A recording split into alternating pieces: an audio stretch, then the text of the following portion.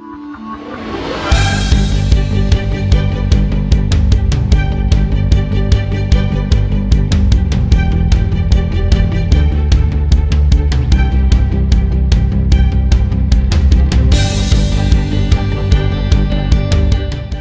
you're helping people move into a different world, into a different career, you've got to give them every opportunity to succeed. To do that, and mentoring does that.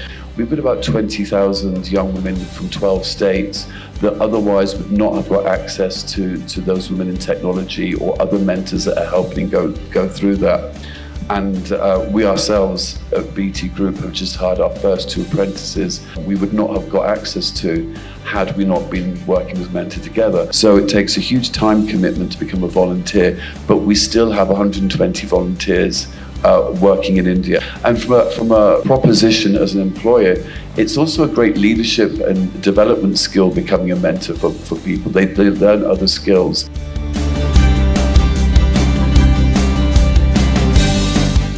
But I genuinely believe that if you want to make a marked difference in a country like India with its complexities, I think focusing on social mobility is critical, isn't it?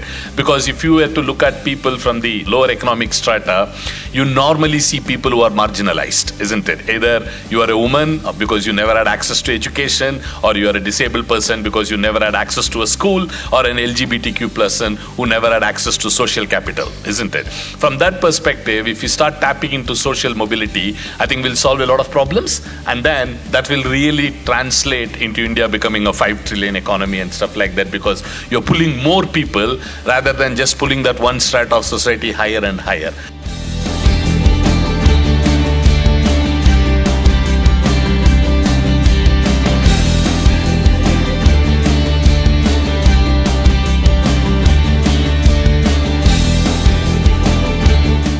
There are organizations that provide a lot of volunteering enablers as well. For example, there are platforms that help employees choose the causes that they want to support, or there are companies that give dedicated time off to employees. So when there are enablers like this, it has been proven that there could be up to a 60% increase in volunteering activities and engagements.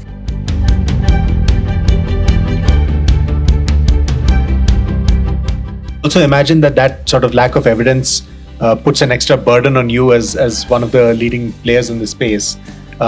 Even for conversations with funders, for example, I'd imagine that it's something where you have to sort of prove the value of what you're doing in as rigorous a way as possible, without necessarily having the academic base to support it in some ways. But no, that's very helpful, and certainly a gap that ought to be plugged. I would say if we had even 5 studies that were done proving causal impact of mentoring in India, we would be able to make the case so much better.